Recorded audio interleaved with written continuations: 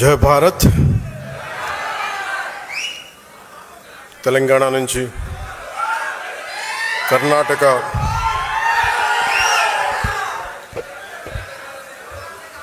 కేరళ, తమిళనాడు, దాదాపు ఈ రాష్ట్రాల నుంచి ఇంకా యూపీ కొన్ని చోట్ల కూడా ఎక్కువ సంఖ్య లేకపోవచ్చే కానీ అది ఒక 25-50 అవ్వచ్చేమో కానీ తెలంగాణలో మొదలెట్టిన జనసేన ప్రస్థానం అటు కేరళ, కర్ణాటక, మహారాష్ట్ర, మారుమూల మనకి దూరంగా ఉండే రాష్ట్రాల్లో కూడా కనీసం ఒక 50 మంది మేము జనసేన కోసం పనిచేస్తామని యూపీ లాంటి రాష్ట్రం నుంచి కూడా రావడం నాకు నిజంగా చాలా చాలా ఆనందం కలిగించింది. 150 మందితో ప్రారంభించిన తెలంగాణలో ప్రారంభించిన జనసేన ఈరోజు 21 లక్షల పైచిలకు సభ్యులతోటి, ఉద్యమీ సభ్యత్వంతో ఈరోజు ఇక్కడికి మిమ్మల్ని ఈ సందర్భంలో కలవటం నాకు చాలా చాలా ఆనందంగా. ఇందాక రాగానే అడిగాను ఆరోగ్యం ఎలా ఉందని. ఆరోగ్యం బాగుంది. చెప్పాలి కదా నాకు, అంటే ఆరోగ్యం ఎలా ఉంది ఇవన్నీ అంటే కారణాలు ఏంటి అని అంటుండే మన వాళ్ళు ప్రేమతోటి నా భుజాలు లాగేశారు. సో నాకు లాస్ట్ 2-3 ఇయర్స్లో ఏమైందంటే ఎలక్షన్ ముందు నుంచి కూడా 1 ఇయర్ ముందు నుంచి కూడా తిరగటం వల్ల ఒకటి కరోనా టైంలో నాకు ఈ కరోనా రావడం, ఒకటి ఈ లంగ్ ఇన్ఫెక్షన్ పోలేదు, అలా ఉండిపోయింది, అదొకటి. తర్వాత ఈ దుమ్ము ధూళిలో తిరగటం వల్ల అది లోపల ఒక ఈ సైనస్ ప్రాంతాల్లో చాలా కరుడుగా హార్డ్ అయిపోయింది, ఆ డస్ట్ బాల్ అయిపోయింది. అందుకని ఇక్కడ వాచిపోయేది, నాకు అర్థమైంది కదా చాలా కాలం. ఆ తర్వాత ఇంకా ఒక సైడ్ ఒక రోజు సడన్గా ఈ ఎడ్జ్ మన ఏమంటుందని ఎక్స్టెండెడ్ విషన్ కనిపించలేదు ఒకరోజు. సో అందుకని అన్ని ప్రోగ్రామ్స్ మన అంజబాబు గారి భీమవరంలో ప్రోగ్రామ్ ఉన్నా కానీ క్యాన్సిల్ చేసి హైదరాబాద్ తిరిగి రావడానికి దాదాపు 1 నెల పట్టింది రావడానికి. అలాగే మిగతా వచ్చాం కదా అని చెప్పి ఏంటంటే ఇబ్బందులు ఉన్నాయి అన్నీ చేయించుకుంటే ఈ 2 భుజాల మధ్య కూడా టేర్ వచ్చేస్తుంది. వాళ్ళు అడిగారు ఎట్లా క్యాల్సిఫికేషన్ కూడా వచ్చేసింది 2 భుజాలు, మన భుజాల్లో ఎట్లా వచ్చింది అని అడిగితే ఏం లేదు, నన్ను మా వాళ్ళు ప్రేమతో లాగేశారు అన్న అని చెప్పి ఒకళ్ళు ఇట్లా లాగుతారు అట్లా లాగుతారు. అంటే అంతకుమించి నాకు వేరే కారణాలు కనిపించలే.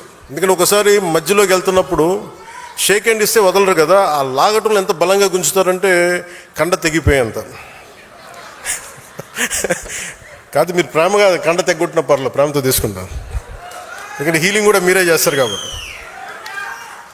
సో ఫర్దర్గా అన్నీ బాగానే ఉన్నాయి. కానీ అలాగే చాలా సందర్భాల్లో కొంచెం వేరంటేరు ఉంటుంది కదా, ఇన్ని జీవితంతో బతికిన తర్వాత ఆ స్పైనల్ ఇష్యూస్ ఉన్నాయి, కంప్రెషన్స్ ఉన్నాయి, ఒక 10 to 11 కంప్రెషన్స్ ఉన్నాయి, డిస్కంప్రెషన్స్. కాకపోతే నాకున్న బేసిక్గా నాకు కొంచెం ఈ స్పోర్ట్ ట్రైనింగ్ ఉండటం వల్ల నాకు బాడీ తట్టుకోగలదు. అంటే ఎంత బాధ ఉంది ఎంత పెయిన్ ఉందో నాకే తెలియదు. నా పెయిన్ టాలరెన్స్ చాలా ఎక్కువ. అంటే లోపల తెగిపోయినాగా నాకు అర్థం కాదు, ఏదో ఇబ్బందిగా ఉంది ఇలా అనుకుని వెళ్ళిపోతూ ఉంటాను. తర్వాత టోటల్గా 2.5 inches ఎలా కదులుతున్నావు అంటారు డాక్టర్స్. సో ప్రస్తుతానికి అన్నీ బాగానే ఉన్నాయి. I'll make sure with all your blessings I'll be all right.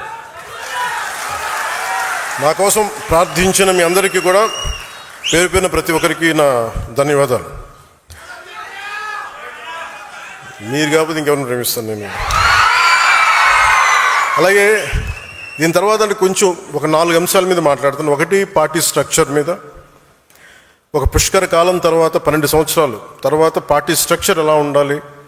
ఇది ఇప్పుడు పెట్టుకుంది కాదు, 2007లో ఇందాక మన తెలంగాణ నుంచి వచ్చిన ఇక్కడ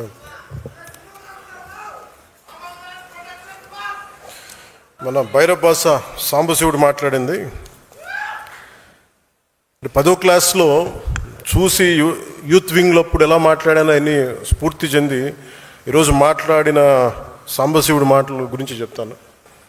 2008లో అప్పుడే రాజకీయ ప్రస్థానంలో చాలా స్పష్టతతోటి ఎలా నడపాలి యూత్ వింగ్ అని చెప్పి ఒక స్ట్రక్చర్ పెట్టుకున్నాం, ఎలా ముందుకు తీసుకెళ్ళాలి. ఆ రోజున ఆ స్ట్రక్చర్ని ఒక 12 సంవత్సరాల తర్వాత దాన్ని రియలైజ్ చేయగలిగే అవకాశం నాకు వచ్చింది. సో ఇది అన్ని పార్టీలకు ఎంత ఉంటుందో నాకు తెలియదు, కానీ జనసేన, అందుకే నేను 12 సంవత్సరాలు ఎప్పుడు లూజ్గా వదిలేసాను స్ట్రక్చర్. కాంక్రీట్గా ఫిక్స్డ్గా ఎప్పుడు ప్రయత్నం చేయలేదు. ఎందుకంటే ముందు నలగాలి మనుషులు అనుకున్నాను. మన సిద్ధాంతాన్ని నమ్మిన వాళ్ళు మనతో పాటు ప్రయాణం చేద్దాం అనుకుని నమ్మాలి, వీళ్ళ కోసం నేను ఉండాలనుకున్నాను. ఒక 12 సంవత్సరాల తర్వాత అసలు మిమ్మల్ని జీవితకాలం మేము వదలమని చెప్పిన వాళ్ళందరూ పారిపోయారు, వదిలేసి వెళ్ళిపోయారు. ఎవరు నన్ను వదలలేదంటే నా జన సైనికులు, మా వీర మహిళలు వదలరు. సో మిమ్మల్ని సెంట్రైజ్ చేసే ఈ స్ట్రక్చర్ ఉంది. ఆ స్ట్రక్చర్ గురించి వివరిస్తాను. మూడోది, మీరు బాధ్యతలు వహించబోతున్నారు కాబట్టి మీకు ఐడియాలజీ 7 సిద్ధాంతాలని కొంచెం భారం అవ్వచ్చు వినడానికి, కొంచెం ఓపికగా ఉంటే భవిష్యత్తులో మీరు దీన్ని ముందుకు తీసుకెళ్ళడానికి అవకాశం ఉంది. దాని మీద ఐడియాలజీ గురించి మాట్లాడతాను. అలాగే వే ఫార్వర్డ్, మిగతా రాష్ట్రాలు ఇంత ప్రేమగా వచ్చారు. కర్ణాటక నుంచి సుష్మా శ్రీనివాసన్ గారు వచ్చారు. మిగతా రాష్ట్రాల్లో మనం ఎంత చేయగలం, ఏ మేరకు మనం మద్దతు తెలుపగలం, ఒక పక్క స్టేట్కి మనం జనసేన నుంచి ఇక్కడ కూర్చొని ఏం చేయగలం, దట్ విల్ హ్యావ్ దానికి ఒక దారి వెతుకుతాం. అలాగే వే ఫార్వర్డ్లో ఈ అలయన్స్ ప్రభుత్వం, ఎన్డీఏ అలయన్స్ ప్రభుత్వం, తెలుగుదేశం, భారతీయ జనతా పార్టీ, జనసేన, ఈ అలయన్స్లో ఆంధ్రప్రదేశ్కి సంబంధించి ఈ వే ఫార్వర్డ్ ఎట్లాగా, లోకల్ బాడీస్ ఎలాగా, ఆ అలయన్స్ ఏర్పడటానికి వచ్చిన పరిస్థితులు వివరిస్తూ భవిష్యత్తు ఎలా ఉండాలని చాలా స్పష్టంగా మీకు తెలియజేస్తాను. అలాగే భారతదేశం, మొన్న మోదీ గారు మెసేజ్ చూశారు అందరూ, దాన్ని జనసేన తరపు నుంచి మనం ఎలా ముందుకు తీసుకెళ్ళాలి, ఈ 2 మీకు తెలియజేస్తాను. ఈరోజు ఇన్ని వేల మంది జనసేన సాధకులతోటి సమావేశం కావడానికి ప్రధాన కారణం, జనసేన పార్టీని క్షేత్రస్థాయిలో ఇది నా పార్టీ అన్న భావంతో భుజాన మోస్తుంది మీరే.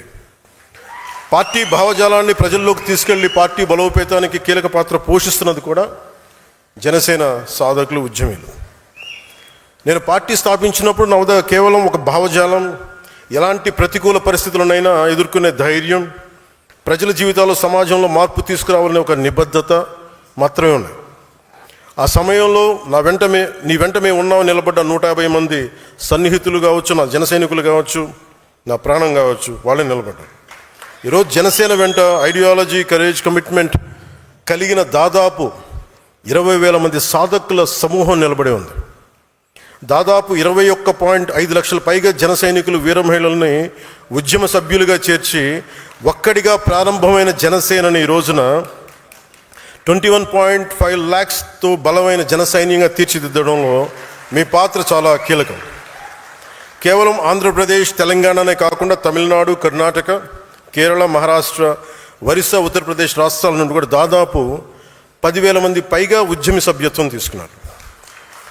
జనసేన భావజాలం ఒక్క తెలుగు రాష్ట్రాలకి పరిమితం కాదు, మనది జాతీయ సమగ్రత, జాతీయ భావాలున్న పార్టీ. అందుకే ప్రతి ప్రాంతం నుండి మనకి ఆదరణ లభిస్తుంది. ఒక వ్యక్తికి పార్టీ సభ్యత్వం ఇచ్చి అతన్ని పార్టీ భావజాలం వైపు ఆకర్షించాలంటే ముందుగా మీలో బలమైన నాయకత్వపు లక్షణాలు ఉండాలి. మీలో ఆ లక్షణాలు ఉన్నాయి కాబట్టి ఈరోజు జనసేన పార్టీ కేవలం నాయకత్వంపై ఆధారపడకుండా సంస్థాగతమైన బలమైన జన సైనిక సమూహంతో ఎదిగే పార్టీగా అవతరించింది. అందుకే మిమ్మల్ని సాధకని పిలవాలని నిర్ణయించుకున్నాను. ఏదైనా ఒక కార్యాన్ని చిత్తశుద్ధితోటి, అంకిత భావంతో, లక్ష్యంతో సాధించేవారే సాధకులు. జనసేన లక్ష్యాన్ని సాధించే క్షేత్రస్థాయి నాయకత్వం మటుకు ఇక్కడున్న సాధకులది. నేను ప్రతిసారి ఒకటే మాట నిలబడి చెప్తా ఉంటాను, 1 man's courage makes a majority. ఈరోజు మీరు ఆ మాట నిజం చేసి చూపించారు. తేనెటీగల సమూహం కలిసి ఒక తేనెతిట్టుని నిర్మించినట్టే జనసేన సాధకులు, క్షేత్రస్థాయి నాయకులు కలిపి జనసేన పార్టీ నిర్మాణంలో ఒక కీలక ఘట్టాన్ని పూర్తి చేశారు. మొన్న వైజాగ్లో జరిగిన సేనతో సేనాని సమావేశంలో ఒక జన సైనికుడు మాట్లాడుతూ, మా ఊరికి నేనే పవన్ కళ్యాణ్, ప్రతి సమస్యకి నీ దాకా రానన్నయ్య అని చెప్పినప్పుడు ఇది నేను కోరుకున్న పార్టీ నిర్మాణం అనిపించింది. విజయనగరంలో హుస్సేన్ అని ఒక ముస్లిం యువ జన సైనికుడు కార్పొరేటర్గా పోటీ చేశాడు. ఓడిపోయినా సరే అక్కడ ప్రజా సమస్యల పరిష్కారానికి కార్పొరేటర్ కంటే ఎక్కువగా కృషి చేస్తూ ప్రతి మంగళవారం ఒక సమస్యను అధికారుల దృష్టికి తీసుకెళ్లి పరిష్కరిస్తున్నాడు. అందుకే అతన్ని మంగళవారం హుస్సేన్ అంటారు. హుస్సేన్ లాంటి పోరాట స్ఫూర్తి ఉన్న వ్యక్తికి ఒక ఆయుధం ఇస్తే ఇంకా బలంగా పోరాడతాడు. ఆ ఆయుధమే జనసేన. ఇలాంటి వ్యక్తుల్ని నేను కోరుకుంటా ఉన్నాను. అలాగే తెలంగాణ నుంచి నల్లమల చెంచుపెంటకు చెందిన శివాన్ని 18 ఏళ్ళ యువకుడు కావచ్చు, అరకు పాడేరు ప్రాంతంలో నక్సలైట్ అవుదాం అనుకున్న ఒక బాబురావు కావచ్చు, వీరికి రేపటిపై నమ్మకం కల్పించింది జనసేన. అది పర్టికులర్లీ వల్నరబుల్ ట్రైబ్ గ్రూప్ వర్ణానికి చెందిన బాబురావు ఈరోజు నక్సలిజం ఆలోచనలు వదిలి ప్రజాస్వామ్య వ్యవస్థపై నమ్మకం పెట్టుకుని జనసేన తరపున వార్డు మెంబర్గా గెలిచి ఉప సర్పంచ్గా ఎదిగాడు. ఇలా నన్ను కదిలించే సక్సెస్ స్టోరీస్ చాలా ఉన్నాయి. జనసేన అనేది ఒక రోజులో పుట్టింది కాదు, ఒక 25 ఏళ్లుగా నాలో రగులిన ఒక ఆలోచనలకి ప్రతిరూపం. నేను ఏ స్థాయి నాయకుడిని అవ్వాలని ఆస్తి జనసేన పార్టీ పెట్టల, ఒక ముఖ్యమంత్రి అయిపోవచ్చు అన్న ఆలోచనతో పెట్టల. ఒక పార్టీని పెడితే ఎంత సమాజంలో ఎంత మార్పు తీసుకురాగలం. చిక్బళ్ళాపూర్కి చెందిన ఒక ఆడబిడ్డ వచ్చి నాకు అవినీతి పైన పోరాటం చేయాలని, నాకు నువ్వు ఆయుధం అవ్వన్నా, నువ్వు ప్లాట్ఫామ్ ఇవ్వంటే నేను అలాంటి వాళ్ళ కోసం పెట్టాను పార్టీ. కొత్త తరహా నాయకత్వాన్ని ఎలా నిర్మించగలను అన్న తపన జనసేనకి పునాది. ఒక్కడిగా ప్రారంభమైన జనసేన 100% విజయం సాధించిందంటే కారణం ఉమ్మడి పోరాటం. ఇది నా వల్ల సాధ్యం అవ్వలేదు. నా మీద నమ్మకంతో నాతో నడిచిన మీ అందరికీ ఈ విజయాల్లో నేనెంత భాగస్వామ్యం నాకుందో మీకు అంతే సమాన భాగస్వామ్యం. ఏ రాష్ట్రానికి వెళ్ళినా జనసేనకి ప్రత్యేకమైన గౌరవం ఉంది. పార్టీ మద్దతు కోరుతారు. అది మహారాష్ట్ర కావచ్చు, తమిళనాడు కావచ్చు, కర్ణాటక కావచ్చు. గత ఏడాది మహారాష్ట్ర ఎన్నికలు ప్రచారానికి వెళ్ళినప్పుడు ఎన్డీఏ అభ్యర్థులు మనం వెళ్ళిన చోట దాదాపు 95% స్ట్రైక్ రేట్ సాధించారు. జనసేన మద్దతు ఉపయోగపడిందని చెప్పినప్పుడు అది చాలా చాలా ఆనందాన్ని ఇచ్చింది. ఈ విజయం ఒక్క రోజులో రాలేదు. దశాబ్దన్నర కాలం పాటు మనం నలిగిపోయాం, వైఫల్యాలు చూసాం, గుండాలని ఫ్యాక్షన్ రాజకీయాలను తట్టుకుని ఇక్కడ దాకా వచ్చాం. ఈ మధ్యన పక్క రాష్ట్రంలో అక్కడ ఒక పార్టీ పెట్టి విజయం సాధించి ముఖ్యమంత్రి అవ్వగానే మన ఆంధ్రప్రదేశ్లో చాలామంది మీరు కూడా అలా చేసి ఉండాల్సిందని చెప్పి నాకు తెగ మెసేజ్లు పంపిస్తూ ఉన్నారు. ఊళ్ళో పెళ్ళికి ఏదో హడావుడి ఉంటారు కదా,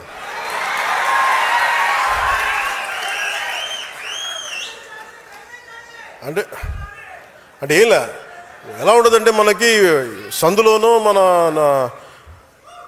ఒక పెళ్లి జరుగుతూ ఉంటే మన ఊళ్ళో చిన్నపిల్లలు పరిగెడుతూ ఉంటారు అటు ఇటు, వాళ్ళ ఇంట్లో పెళ్ళి అనుకున్నట్టుగా. అరే ఆంధ్రప్రదేశ్ పరిస్థితులు వేరు. సరే వీళ్ళు చెప్పినట్టుగానే మనం కూర్చొని 2019 నిలబడ్డాం. ఎక్కడ పెట్టారు? 2 చోట్ల ఓడించారు కదా. పోనీ ఎవరైనా నిలబడ్డారు ఆ రోజున నాయకులు అంటే అందరూ పారిపోయారు కదా. సో అందుకని కంపారిజన్ పెట్టకండి. నిజంగా నేను పదవే నాకు ప్రధానం అనుకుంటప్పుడు 2008లోనే యూత్ వింగ్ కాదు ఎంపీగానే పోటీ చేశాను. 2014లో నేను ఎన్డీఏతో అలయన్స్లో ఉన్నప్పుడు నేను మల్కాజ్గిరి నుంచి ఎంపీగా పోటీ చేయాల్సి ఉంది. బట్ నేను ఏమనుకున్నానంటే, ఎందుకు చెప్తున్నాను ఇదంటే, నేను ఒక పార్టీని నడపాలి, ఇది సమాజంలో మార్పు పట్టుకురావాలంటే నాకు తెలియాలి కదా కష్టం. ఒక కమ్యూనిస్ట్ నాయకులను చూస్తే కింద క్షేత్రస్థాయిలోకి వెళ్ళారు, నలిగారు, దెబ్బలు తిన్నారు. కాంచీరామ్ దెబ్బలు తిన్నాడు, నలిగారు. ఒక పార్టీని నడపడం ఏదో కూర్చోబెట్టి ఎదిగేయటం వచ్చేయటం పదవిలో కూర్చోవటం కాదు. ఎలా నడపగలవు? ఒక సమూహాన్ని నీతో పాటు నడిపించాలని నీకు ఎంత సత్తా ఉండాలి, ఎంత అవగాహన ఉండాలి నీకు. నువ్వు ఆ భావజాలను కట్టుబడి ఉంటావా లేదా అనేది మనకు తెలియాలి. అందుకని ఇవన్నీ నిర్ణయించుకొని ఒక దశాబ్దం నేను నలుగుతానని నిర్ణయించుకున్నాను. అది 2007 నుంచి మొదలుపెట్టిన ప్రయాణం 2014-18 దాకా అలా నడుస్తూనే ఉన్నా. నలిగాను దశాబ్దం. ఆ తర్వాత 2019 చేశాను. ఎంత గెలుస్తానో తెలియదు, ఓడిపోతానో తెలియదు. బట్ అసలు ఐ వాంటెడ్ ఎక్స్పెరిమెంట్. చూద్దాం ఏం జరుగుద్దు. దెబ్బ తినకుండా ఏది రాదు. అదే 2024కి దాని గురించి మళ్ళీ వివరిస్తాను మీకు.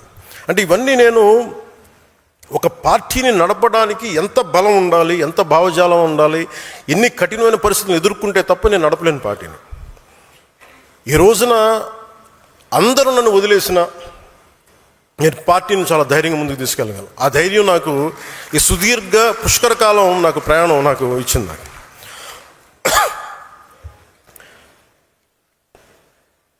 మీలో నుంచి నాకు బలమైన నాయకులు రావాలి. ఈరోజు 100 మందికి సభ్యత్వం నమోదు చేసే స్థాయికి ఎదిగారు. రేపు వారిని ముందుండి నడిపించే నాయకత్వ బాధ్యతలను కూడా మీరే తీసుకునేలా నాయకత్వ లక్షణాలను మీరు అలవర్చుకోవాలి. ట్రెడిషనల్ పాలిటిక్స్ వర్సెస్ జనసేన అనేది ఎలా ఉంటుంది? జనసేన పార్టీని మీరు దేశంలో ఏ ఇతర రాజకీయ పార్టీతో పోల్చలేరు. జనసేన ఒక లెఫ్ట్ వింగ్ కాదు, రైట్ వింగ్ కాదు. అది వామపక్ష భావజాలం కాదు, లేదంటే దాన్ని ఒక రైట్ వింగ్ ఐడియాలజీ కాదు. రెండింటిని ఉన్న మంచి ఆలోచనల్ని సమన్వయం చేస్తూ ఒక middle path committed ideology Janasena.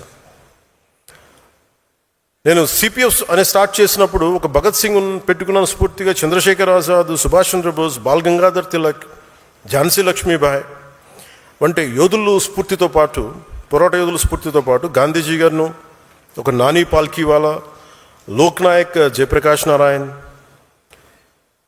అలాంటి సంఘ సంస్కర్తల ఆలోచనలు, నాయకుల ఆలోచనలు, స్వామి వివేకానంద, నారాయణ గురు లాంటి మహనీయులు వారి ఆలోచనలు, ఇలా అనేక అంశాలని సమన్వయం చేసి నిర్మించబడింది పార్టీ జనసేన.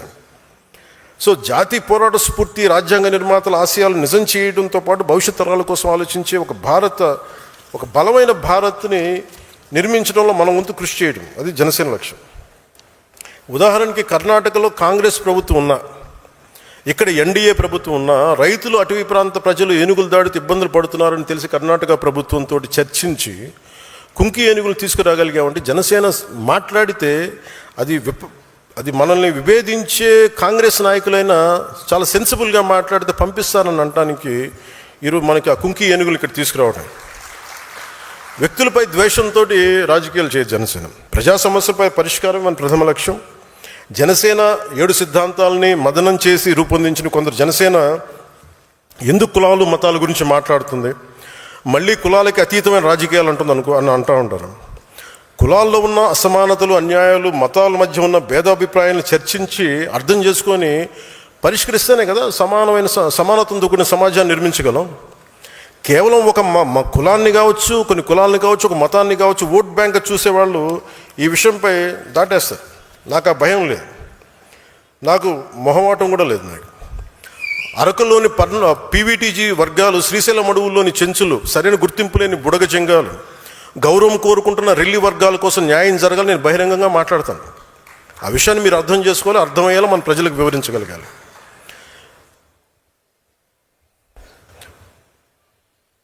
క్రియాశీలక సభ్యత్వం ప్రారంభించడానికి కారణం కార్యకర్తలు కేవలం జెండాలు మోయడానికి, సభలో హాజరు కావడానికి, ర్యాలీలు చేయడానికి కాదు. నా దృష్టిలో కార్యకర్తలే బలమైన పిల్లలు. మీరే దానికి, మీరు లేకపోతే పార్టీ మనుగడకి కష్టం. అందుకని నేను మీకు సంబంధించి మీరు అండగా ఉండాలి, మిమ్మల్ని ముందుకు తీసుకెళ్ళాలి. దాంతో సమాజంలో మార్పుకి తొలి అడుగు అడిగేసే సారథి ఉద్యమి, మన నాయకత్వానికి దృఢమైన పునాది ఉద్యమి, ప్రజల్లో చైతన్యానికి ప్రతీక ఉద్యమి, యువత సంకల్పానికి ప్రతిరూపం ఉద్యమి, మార్పును సాధించే నాయకత్వం ఉద్యమి, న్యాయం వైపు నిలబడే నిర్భయం ఉద్యమి, జనసేన ఉద్యమి, వారధి ఉద్యమి. ఏ పార్టీ అయినా మీకు నిలబడిపోవాలి అంటే సంస్థాగతంగా బలపడాలి. ఆ సంస్థలు ఎలా ఉండాలి? నేను పార్టీ నిర్మాణం ఎప్పటికప్పుడు జరుగుతూనే ఉంది. It's one man driven party కాదు, ఒక కుటుంబం నడిపే పార్టీ అవ్వకూడదని నా లోపల నుంచి నేను కోరుకుంటా ఉన్నాను, గుండె లోతుల నుంచి. భవిష్యత్తు ఈరోజు నేను ఒక్కనే నడుపుతున్నాను, కానీ ఒక రోజున ఇది ప్యూర్లీ ఐడియాలజికలీ డ్రివెన్ పార్టీగా ఉండాలి. అందుకనే నేను ఇది మీ అందరికీ స్థానం కల్పించే పార్టీ కావాలి. సగటు మధ్యతరగతి మనిషి కూడా దీన్ని నడిపే స్థాయికి రావాలి. మధ్యతరగతి మనిషి విలువలు, వారి ఆలోచన విధానం పార్టీలో ఉండాలి. నేను ముందు పార్టీ పెట్టినప్పుడు నన్ను అర్థం చేసుకుంది, సిపిఎఫ్ని పెట్టినప్పుడు వామపక్ష భావజాలంతో ఉన్న ఒక హ్యూమన్ రైట్స్ లాయర్ కీర్తిశేషులు భువనగిరి చంద్రశేఖర్ గారు, అలాగే నేనంటే ఎంతో ఇష్టపడి ఒక గద్దర్ గారు, ఒక గుడిలో ఒక పూజారి, ఒక చెంచు యువకుడు, ఒక టిఫిన్ బండి విజయనగరం ఒక టిఫిన్ బండి నడిపే యువకుడు, ఎక్కడో అమెరికాలో కూర్చున్న ఒక ప్రొఫెసర్, ఇలా ఒక్కళ్ళు కాదు అనేక డిఫరెంట్ గ్రూప్స్ నుంచి జనసేన భావజాలానికి ముందుకు వచ్చారు. నా దగ్గర ఉన్నది ఒక సమూహం, అది ఒక సేన, ఆ నిబద్ధతతో కూడిన సేన. దానిని నేను పార్టీని ముందుకు తీసుకెళ్ళాలి. ఎలా తీసుకెళ్లాలంటే ఫస్ట్ భావమే కాబట్టి ఆ భావాన్ని బలంగా పట్టుకునే వాళ్ళని ఫస్ట్ వాళ్ళ ముందు ఈ సమూహం ముందు ఉంటారు. వాళ్ళని నేను ఈరోజును జనసేన రక్షాదళ్గా చూడాలనుకుంటున్నాను. జనసేన ఏ ఉద్దేశంతో అయితే ప్రారంభించబడిందో, ఏ ఉద్దేశాలనైతే దారి తప్పకుండా కాపాడే సమూహం ఇది. అవసరమైతే క్షేత్రస్థాయిలో పోరాటం చేసే సిద్ధాంతం బలం కలిగిన సైన్యం ఇది. వీళ్ళకి అనుసంధానమైందే వాళ్ళకి ఫుట్ సోల్జర్స్ బ్లాక్, అంటే భావాన్ని పట్టుకొని కూర్చునే వాళ్ళు, అలాగే ఆ భావాన్ని అవసరమైతే క్షేత్రస్థాయిలో నిలబడి పోరాటం చేయగలిగే వాళ్ళు నిర్వాహక్ దళ్. అలాగే దీన్ని ఒక పొలిటికల్గా ముందుకు తీసుకెళ్లాలంటే, ఒక పొలిటికల్ బ్లాక్గా చూడాలంటే పరిపాలక దళ్. అంటే రక్షాదళం, నిర్వాహక దళం, పరిపాలక దళం. ఒక ideological block, foot soldiers block and political block. ఈ పిరమిడ్ మీదే ఈ స్ట్రక్చర్ ఉండబోతుంది. జనసేన భావజాలాన్ని రక్షించే రక్షాదళం, జనసేన ఆలోచనలు క్షేత్రస్థాయిలో అమలు చేసే నిర్వాహక దళం, వీటిని పరిపాలనా వ్యవస్థలోకి తీసుకెళ్లే పరిపాలక దళం. నేను మెంబర్ టు లీడర్ అన్నప్పుడు నా ఉద్దేశం ఏంటంటే, ఇది అందరికీ ఒక వేదిక కావాలి. ఎవరైనా ఎక్కడి నుంచి అయినా సరే ఒక నాయకుడిగా ఎదగగలగాలి. అది పంచాయతీ నుండి పార్లమెంట్ వరకు కార్యకర్త నాయకుడిగా ఎదగడానికి అవకాశాలు ఉండాలి. కానీ సడన్గా ఎవరు తీసుకొచ్చారు, మా ఇంట్లో ఉంటాడు, నాతో పాటు చాలా క్లోజ్గా ఉంటాడు, వాళ్ళకి పదవి ఇచ్చండి, అలా ఇవ్వడం కుదరదు. ఎందుకంటే నాతో పాటు ఉన్న 10 మందిని కూడా నేను 10 ఏళ్ళు పరీక్షించాను. ముందుగా మీరు క్షేత్రస్థాయి కార్యకర్తలుగా ప్రయాణించాలి, తర్వాత నాయకులు అవ్వండి, నాకు ఎలాంటి అభ్యంతరం, but you have to go through the process. ఆ ప్రాసెస్ని పొలిటికల్ ప్రాగ్మాటిజం పోకూడదు, కోర్ జన సైనిక భావజాలం నింపాలి. చాలామంది నాకు చెప్తూ ఉంటారు, అన్న మీకోసం మేము పనిచేస్తాం, పార్టీ కోసం పనిచేస్తాం, మా పదవులు అవసరం లేదు, మేము క్షేత్రస్థాయి సైనికులుగానే ఉంటాం, కానీ మీలో కెపాసిటీ ఉంటే మీరు ఎదగాలి. దానికి స్పష్టమైన విధి విధానాలు పెడదాం. ఎంతకాలం ఎన్ని కార్యక్రమాల్లో పాల్గొన్నా ఏం చేసాం అన్నదానికి ఒక వ్యవస్థ ఉంటుంది. ఈరోజు నేను ఎమ్మెల్యే అయి ఉండొచ్చు, రేపు కాకపోవచ్చు, కానీ మనం ఆర్ఎస్ఎస్ నుంచి నేర్చుకోవాల్సింది, బీజేపీ నుంచి నేర్చుకోవాల్సింది ఒకటి ఉంది. ఐడియాలజికల్ ఒక వింగ్కి, బ్లాక్కి వాళ్ళ పదవులతో సంబంధం ఉండదు. నేను బిఎల్ సంతోష్ గారిని చూశాను, ఆర్ఎస్ఎస్ని జనరల్ సెక్రటరీగా ఉండి ఆయన రాజ్యసభ సభ్యుడిగా ఉండి అయిపోగానే మళ్ళీ ఒక కార్యకర్తకి వెళ్ళిపోయారు ఆయన. ఇది నేను ఆర్ఎస్ఎస్లోను బీజేపీలో ఎక్కువ చూస్తూ ఉంటాను. సో ఈరోజు మన జనసేన ఆ స్ఫూర్తిని తీసుకోవాలి. అలాగే పరిపాలక దళంలో మాత్రం మన ఐడియాల నుంచి వచ్చిన వాళ్ళు అయి ఉండొచ్చు, బయట నుంచి వచ్చిన వాళ్ళే ఉండొచ్చు. ఉదాహరణకి మన మనోహర్ గారు ఉన్న కాంగ్రెస్ నుంచి వచ్చారు, కానీ జనసేన కోసం బలంగా పనిచేశారు. వారికి అదే మనం బలమైన గౌరవిస్తాం. అందుకే మెంబర్షిప్స్ కూడా సాధక్, ఉద్యమి, ప్రదాత అని పెట్టినట్టే ఈ విభాగానికి కన్వీనర్స్, కో కన్వీనర్స్ ఉంటే వారికి సంధాత అని పేరు పెట్టాం. విభాగాలు ఉన్నాయి. ఝాన్సీ వీర మహిళా విభాగం, Sevadal, legal wing, Shataghni digital regiment, logistics wing, అది ప్రోగ్రామ్ కమిటీస్. ప్రతి విభాగానికి ఒక ఇన్ఛార్జ్ ఉంటారు. ఆ విభాగానికి మనం పెట్టే పేరు సంధాత. సో ప్రతి విభాగానికి, ప్రతి నియోజకవర్గానికి ఒక ఇన్ఛార్జ్ ఉంటారు. 5 మంది నాయకుల సమూహం ఉంటుంది. వారిలో ఎక్కువ బాధ్యతను తీసుకోగలిగే వ్యక్తే పరిపాలక దళంలోని జిల్లా మన నియోజకవర్గం ఇన్ఛార్జిగా పెడతాం. అతనితో పాటు ఒక ట్రెజరర్ ఉంటారు, కోశాధికారి ఉంటారు, ఒక సెక్రటరీ, 2 ఆర్గనైజింగ్ సెక్రటరీస్ ఉంటారు. స్థానికంగా ఉండే వివాదాల పరిష్కారం కోసం వివాద విమోచన మండలి ఉంటుంది. అది ప్రతిసారి ఏదైనా అక్కడ కుట్టుకోగానే అన్న నువ్వు నాకు చెప్తా ఉంటారు, అసెట్ ఇట్స్ ఎండ్ ఆఫ్, చాలు, ఇంక ఇప్పుడు దాకా చేసిన చాలు, ఇంకా స్థానికంగా మీరు నా దాకా తీసుకొస్తే మీరే నాయకులు. అందుకని వారి కోసం ఒక వివాద విమోచన మండలి నియోజకవర్గ స్థాయిలో ఉంటుంది. ఇలా ఒక పూర్తి పార్టీ సంస్థాగత నిర్మాణాన్ని చేయనున్నాం. మీరు లీడర్స్ అవ్వాలనుకుంటే గుర్తుంచుకోవాల్సింది అందరూ ఎమ్మెల్యేలు ఎంపీలు కావడం కాదు, పార్టీలో మీ స్థానం కూడా చాలా ముఖ్యం. నేను మొదటి 30 నియోజకవర్గాల్లో నేనే ప్రారంభిస్తాను. ఈరోజు నేను అనౌన్స్ చేయడానికి లేను, నేనే మొదటి 30 నియోజకవర్గాల్లో. అలాగే డీలిమిటేషన్ వస్తే ఈరోజున ఆంధ్రప్రదేశ్లో ఎక్కువ నియోజకవర్గాలు అవుతాయి, పార్లమెంట్ నియోజకవర్గాలు పెరుగుతాయి. అన్నింటినీ దృష్టిలో పెట్టుకొని ఈ స్ట్రక్చర్ పెట్టాను. ప్రతి మీటింగ్లో ఇది నిర్ణయించే ఎవరినైతే మనకి అక్కడ ఆ నియోజకవర్గానికి ఇన్ఛార్జ్గా పెడతామో ఆ ప్రతి మీటింగ్లో మొదటి విడత నేనే కూర్చుంటాను. 6 నెలల్లో నేను మీతోటి మిమ్మల్ని తీసుకొని సాధకులతో మాట్లాడి, కీలకమైన ఉద్యమ సభ్యులతో మాట్లాడి, మీ ఇన్పుట్స్ తీసుకొని మన అందరితో మాట్లాడి ఇంక చేసిన తర్వాత ఈయన ఇన్ఛార్జ్ అన్నప్పుడు అందరూ ఆయనతో పనిచేయాల్సిందే. ఆయన మన కోసం పనిచేయాల్సిందే. అంతేగాని కూర్చోబెట్టి అది బయట వ్యక్తి పార్టీ నుంచి రావచ్చు, మన పార్టీ నుంచి ముందు నుంచి ఎదిగిన వాళ్ళు కావచ్చు, ఏదైనా. అంతేగాని పాయింట్ ఆఫ్ కాంటాక్ట్ మేము ఇవి చేసామంటే ఏదైనా సరే మీరు ఎంత నిలబడ్డారు. చాలామంది పదవులు తీసుకొని మెంబర్షిప్ చేయడానికి 10 మంది కనీసం వాళ్ళకుందా లేదో మెంబర్షిప్, నాకు డౌట్ వస్తుంది. కొంతమంది చూస్తాం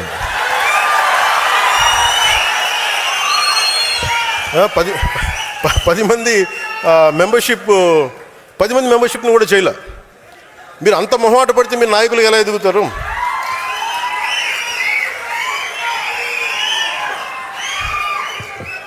అంటే మీ అరుపులు ఎంత కోపం ఉందో నాకు అర్థమవుతుంది.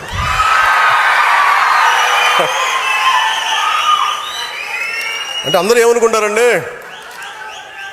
ఇతను ఎక్కడో కూర్చొని బిల్డింగ్లో కూర్చుంటాడు, బయటికి రాడు, ఇతనికి ఎవరు చెప్పరు అనుకుంటారు. నాకు ఎవరు చెప్పక్కర్లేదు, నేను అన్నీ చూస్తూ ఉంటాను. అరే ఏమి చూడకుండా, ఏం అర్థం చేసుకోకుండా ఇంతకాలం పార్టీ నడిపేస్తాం యాక్సిడెంట్లుగా. ఏదో పెద్ద మనసుతోటి తల్లి బిడ్డ న్యాయం ఒకసారి కానీ అనుకోండి. సో దీంట్లో జనసేన మీరు రేపొద్దున తీసుకున్నప్పుడు జనసేన సిద్ధాంతాల గురించి కొంచెం మీకు చెప్పాలి. అంటే మీరే తిట్లు తింటారు.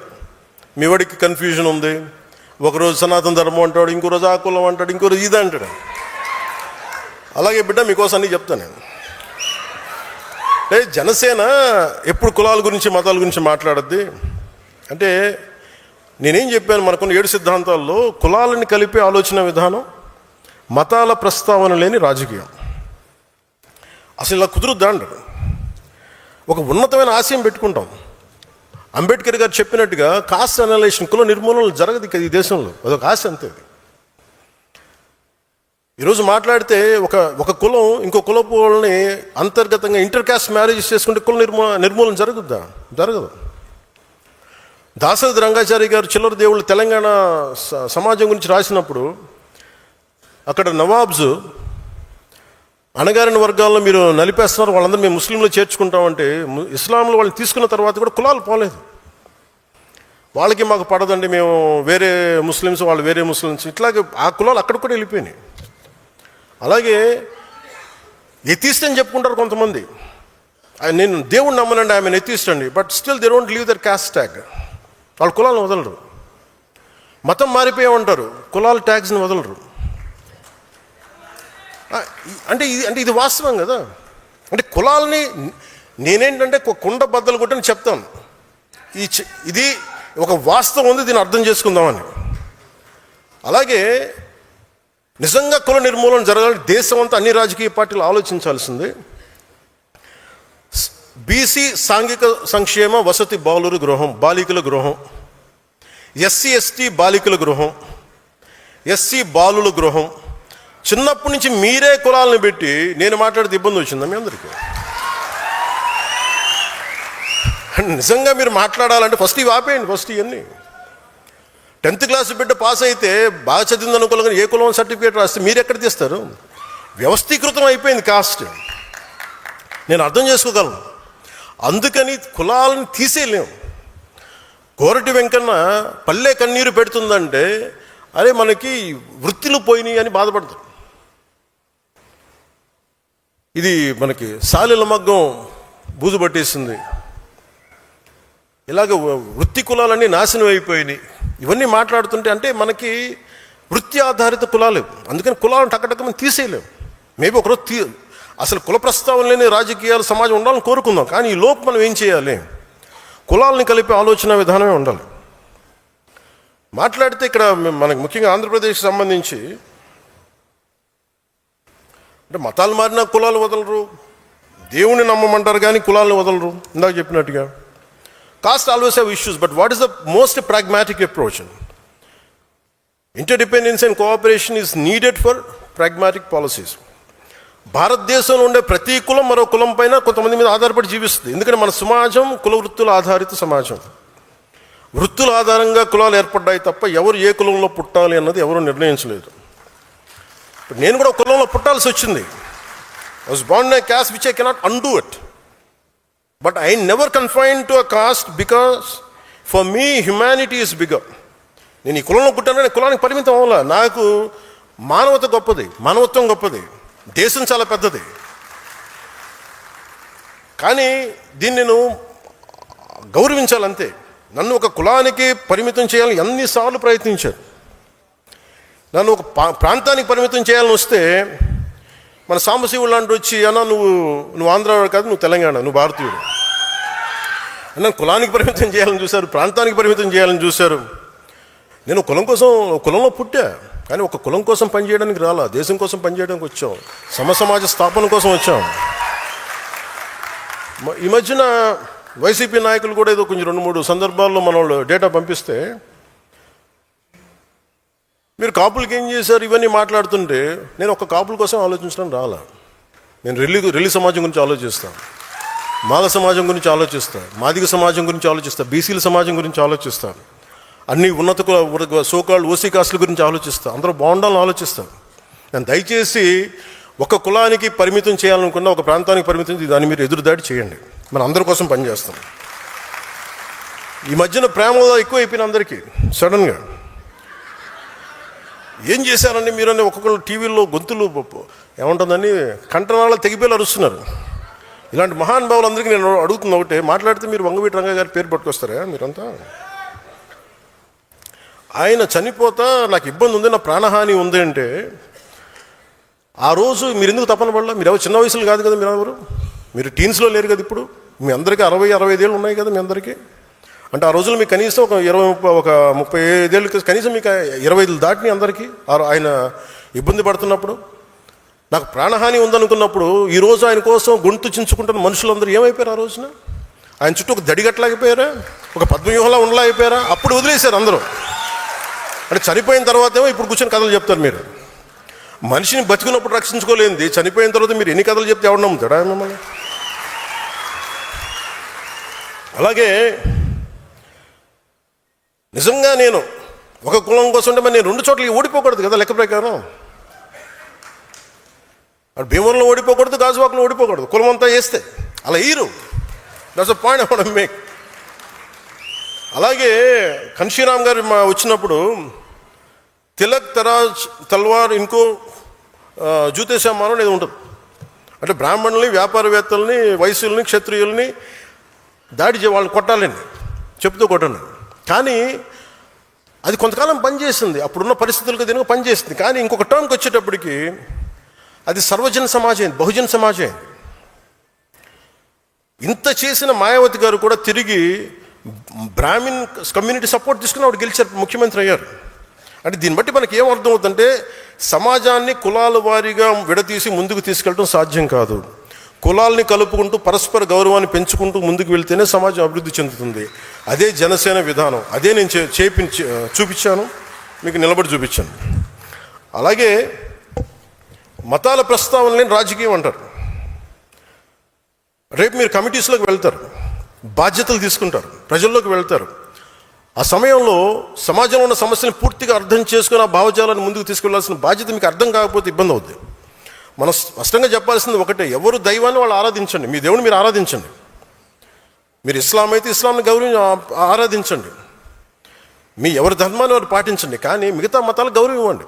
ఇఫ్ యు ఆర్ హిందూ, మీరు బాగా మీరు ఆరాధించుకోండి, ఇస్లాం గౌరవం ఇవ్వండి, క్రిస్టియానిటీ గౌరవం ఇవ్వండి, జైనిజం గౌరవం, ఏ దానికైనా గౌరవం ఇవ్వండి. కానీ మత ఘర్షణ అలా గౌరవించుకున్న మత ఘర్షణకు అవకాశం ఉండదు. అది నిజమైన సెక్యులర్ భావన. అది మతాల ప్రస్తావన లేని సమాజానికి అది పునాది అవుద్ది. అంతేగాని నాకు చిరాకైంది ఏంటంటే అపీస్మెంట్ పాలిటిక్స్. నేను ఒక క్యాప్ పెట్టుకొని నేను ఇలా మాట్లాడితే నాకు ముస్లిం సోదరులు ఓటేస్తాను నేను నమ్మను. నేను బేసి ఎందుకంటే అసలు అది తీసేద్దాం. అంటే ఈరోజు మనకి షాన్వాజ్ అనే ఒక ఆడబిడ్డ మన ఎక్కడ రాయలసీమ నుంచి ఎక్కడ కర్నూలు నుంచో ఉమాన్లో చిక్కుకుపోతే ఆవిడే హిందూ కాదే. ఆవిడ హింసించింది కూడా అక్కడ లోకల్లో ఉండే ముస్లిం బిజినెస్ మ్యానే. మన అలాంటి లేదు మన సమాజంలో, మనం అలా చూపించాం. అందుకని ఈ అపీజ్మెంట్ పాలిటిక్స్ అనేది జనసేన తీసుకోదు. ఒక తప్పును తప్పుగానే చెప్తుంది.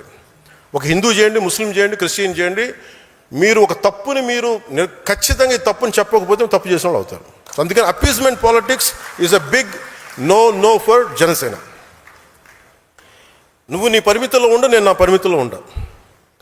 నాకు ఇష్టమైతే నేను ఈ మతాన్ని అర్థం చేసుకుంటాను, స్వీకరిస్తా. కానీ బలవంతంగా మార్చే హక్కు ఎవరికి లేదు. డబ్బులు ఇచ్చి మోసం చేసి బలహీనతలను ఉపయోగించుకొని మత మార్పిడులు సరైనది కాదు. ప్రతి వ్యక్తికి తన ధర్మం గొప్పదే, దాన్ని నేను ఎక్కడ కాదనడం లేదు. ఈ దేశం అన్ని మతాలని గౌరవించే సంస్కృతితో ఎదిగింది. పర్షియన్లు ఈ దేశంకి వచ్చినప్పుడు మీరు ఎలా ఉంటారు, మీరు బయట వాళ్ళు అంటే మేము పాలలో పంచదారలో కలిసిపోతాం. ఎలా ఉంటారంటే ఆయన ఒక పాలు తెమ్మని చెప్పి చిన్న పంచదార వేసి ఇలా కలిసిపోతాం, మరింత రుచి ఎక్కువ బాగుంటుంది మాతో ఉంటుంటే. మేము ఎక్కువ కలిసిపోయే వ్యక్తులను తప్ప మేము విడిగా ఉండే వ్యక్తులం కాదని చెప్పారు. ఈ దేశాన్ని మరింత మధురంగా చేస్తామని చెప్పారు. అందుకే ఈ దేశం వారిని ఆదరించింది. శ్రీకృష్ణదేవరాయల కాలంలో అరబ్ వ్యాపారులు గుర్రాలు అమ్మడానికి వచ్చి మాకు ప్రార్థనా స్థలం లేదు అని అడిగితే ఆయన మస్జిదులు నిర్మించి ప్రార్థనలు చేసుకునే అవకాశం కల్పించారు. ఎందుకంటే ఈ దేశ సంస్కృతికి ఇన్సెక్యూరిటీ, అభద్రతా భావం లేదు. ఈ దేశం ఎప్పుడు ఇతర మతాలకి భయపడదు. మీ ధర్మాన్ని మీరు పాటించండి అని స్థానం ఇచ్చే మహోన్నత సనాతన ధర్మం ఇది. కానీ ఆ సహనాన్ని బలహీనతగా భావించి ఆ సంస్కృతిని మేము చంపేస్తాం, ఆ సనాతన ధర్మాన్ని నలిపేస్తాం, నశింపజేస్తాం అంటే అది మీరు ఈ నేల స్వభావాన్ని అర్థం చేసుకోకపోవటమే. ఎన్నికల సమయంలో కొంతమంది బొట్లు పెట్టుకుని ఆలయాలు తిరుగుతారు. సనాతన ధర్మంపై దాడులు జరిగినప్పుడు మటుకు మేము సనాతన ధర్మాన్ని నిర్మూలిస్తామని బహిరంగ మాట్లాడతారు. ఎవరైనా అంటే మీరు ఎన్నికల సమయంలో అసలు ఒక్కరు మాట్లాడరు, అప్పుడు మాట్లాడరు సనాతన ధర్మం గురించి, ఎందుకంటే ఓట్లు పోతాయి. అయిపోగానే మొత్తం పదవుల్లోకి వెళ్ళిపోయి అసెంబ్లీలోకి వెళ్ళగానే ఇప్పుడు మాట్లాడతారు మళ్ళీ. లేదు, సనాతన ధర్మం అనేది వేల ఏళ్ల నాగరికత. అది హిందూ సనాతన ధర్మ is a self correcting mechanism. ఇది ఒకటి స్థాపించింది కాదు, ఒక వ్యక్తి స్థాపించింది కాదు, అది అనాదిగా జరుగుతుంది. It has a self correcting దాంట్లో తప్పులు ఉన్నాయి, తప్పులు కరెక్ట్ చేసుకుంటూ వెళ్తుంది. అంతేగాని కూర్చోబెట్టి గిరిగీసుకుని ఇంతే అని చెప్పి ఒక ఫిక్స్డ్ రూల్ లేదు. అందువల్ల సనాతన ధర్మాన్ని మీరు నశింప చేయలేరు. అంటే ఇది ఈ సందర్భాన్ని పెట్టుకొని అంటే మీకు ఎందుకు చెప్తున్నానంటే, ఇది మీరు అందరూ అనుకుంటారు కదా నేను ఎందుకు ఇంత బలంగా మాట్లాడతానని. అంటే ఈ సందర్భాన్ని నేను దీన్ని అర్థం చేసుకొని మీకు తెలియజేస్తాను. చాలామందికి మహానుభావులకి, సనాతన ధర్మాన్ని తిట్టే మహానుభావులందరికీ అంటే మీకు భారతీయుడు చెప్తే నచ్చదు కదా. ఎక్కడో జర్మనీలో ఉండే ఒక ప్రొఫెసర్లో లేదంటే కూర్చోబెట్టి అక్కడ కూర్చొని ఒక షోపెన్ హావర్ లాంటి ఒక జర్మన్ ఫిలాసఫర్ చెప్తే మీకు అర్థం అవుతుంది. కనీసం సనాతన ధర్మం గురించి ఆయన ఏం చెప్పారు మీకు తెలియజేస్తాను. అంటే ఆయన అన్న మాట చెప్పండి, the fruit of the highest Vedas, the fruit of the highest human knowledge and wisdom, the kernel of which has finally come to us in the Upanishads and as the greatest gift to the 19th century. అలాగే ఇది నేను తర్వాత tweet చేస్తాను, లేదంటే మన శతజ్ఞులు పెడతాను. కానీ but ఇక్కడ నేను చెప్పదలుచుకుంది ఏంటంటే, విదేశాల నుంచి ఐరోపా ఖండం నుంచి ఇక్కడికి వచ్చి ఇక్కడ సమాజాన్ని మార్చాలనుకునే వాళ్ళకి ఏం జరుగుతుందని చెప్పడానికి ఆయన చెప్పింది ఏంటంటే, మీరు ఇక్కడికి వచ్చి మీరు ఈ మతాన్ని నిర్మూలింపు చేద్దాం అనుకునే వాళ్ళు ఎలాంటిదంటే, it is just the same as if we fired a bullet at a cliff. In India our religions will never at any time take root. The ancient wisdom of the human race will not be supplanted by the events happened elsewhere. On the contrary, Indian wisdom flows back to Europe and will produce a fundamental change in our knowledge and thought. అంటే మీరు భారతదేశాన్ని మార్చేద్దామని చెప్పి మన భావజాలంతో పెడితే అది మనల్ని ఎలాంటిదంటే ఒక హిమాలయ శిఖరాన్ని చిన్నపాటి తుపాకీతో కొట్టినాడు. దానికి ఏమవుతుంది? దాని గ్రాండీర్ ముందు, దాని మ్యాగ్నానిటీ ముందు. అది ఏమి అవ్వకపోగా, అది మనల్ని మార్చకపోగా, అది మన భావాల్ని మార్చేస్తుంది. ఇది షోపెన్హావర్ చెప్పింది. ఇది సనాతన ధర్మాన్ని విమర్శించే వాళ్ళందరికీ మీరు ఒకసారి ఈ పుస్తకాలు చదివితే, ఇలాంటి పుస్తకాలు చదివితే ఇలాంటి పిచ్చి మాటలు మీరు మాట్లాడరు.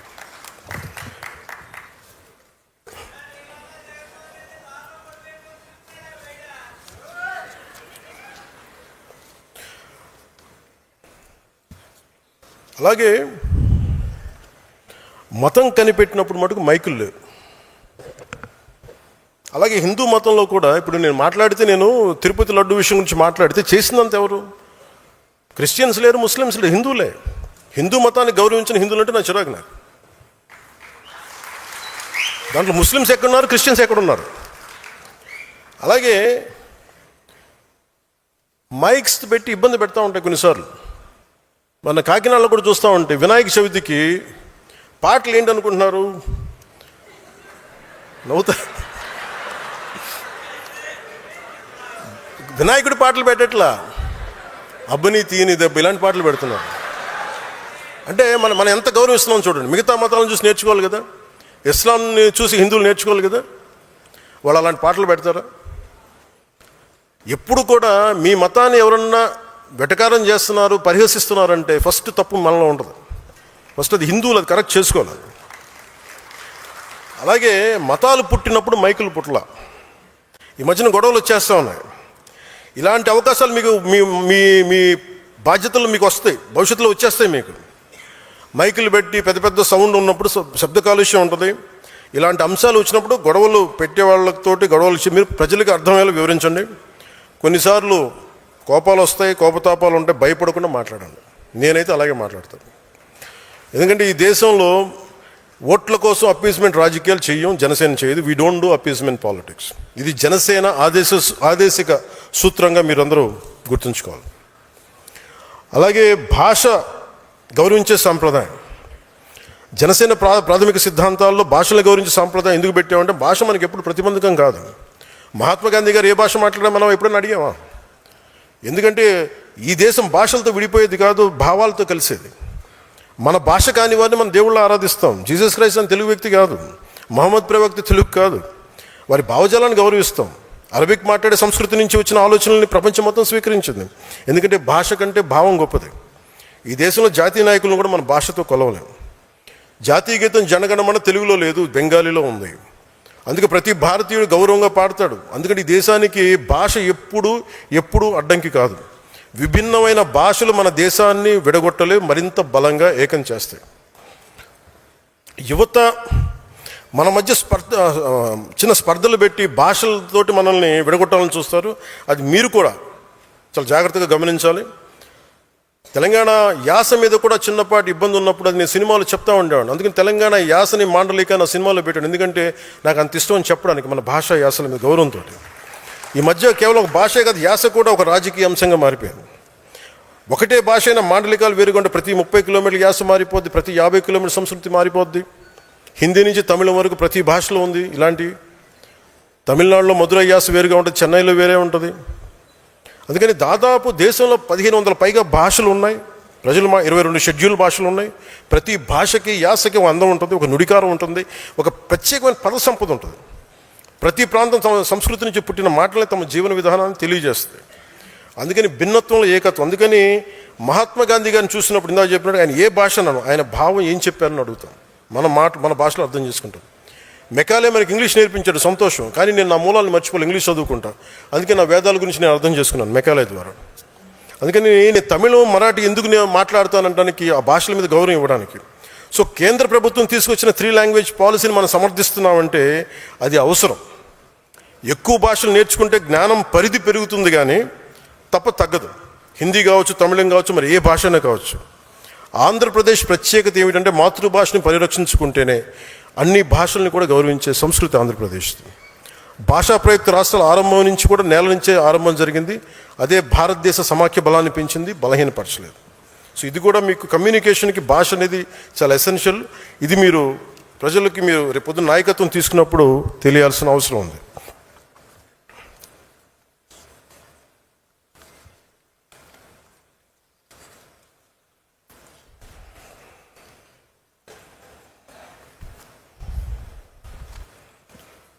మీరు నాయకులుగా మీరు ఎదగాలనుకున్నప్పుడు మీరు ఈ భావాన్ని చాలా ఒక 12 సంవత్సరాల తర్వాత మాట్లాడుతున్న ఇంత ఓపెన్గా.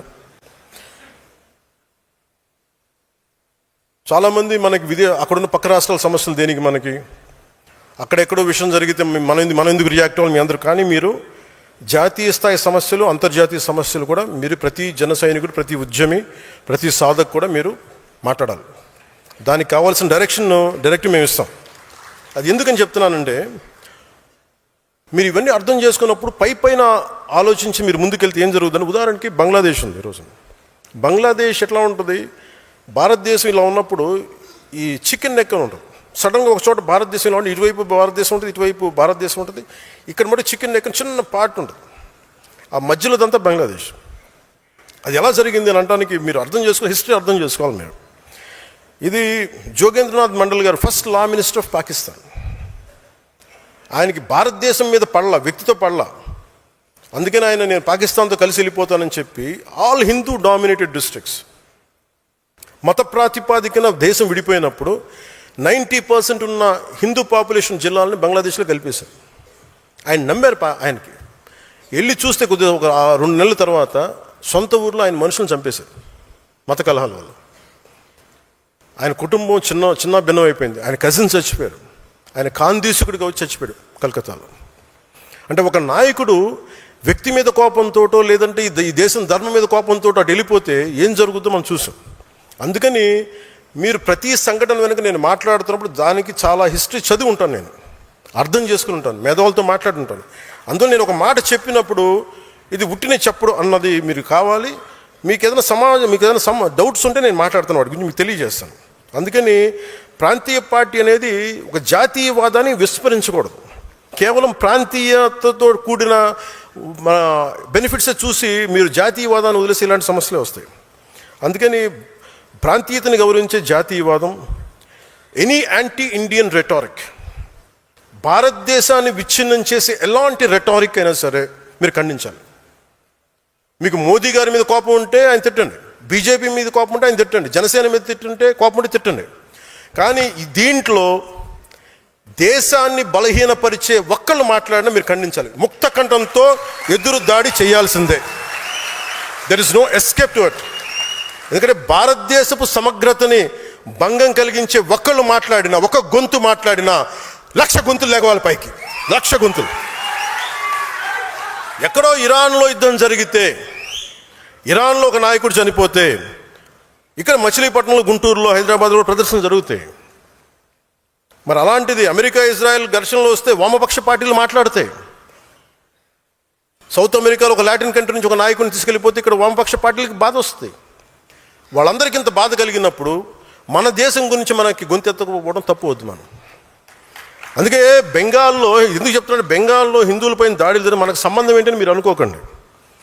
అలాగే అసంబద్ధంగా కానీ తప్పు ప్రకారం కానీ ఒక ముస్లింలపైన దాడి జరిగిన, క్రిస్టియన్లపైన దాడి జరిగిన అంతే సమానంగా స్పందిద్దాం.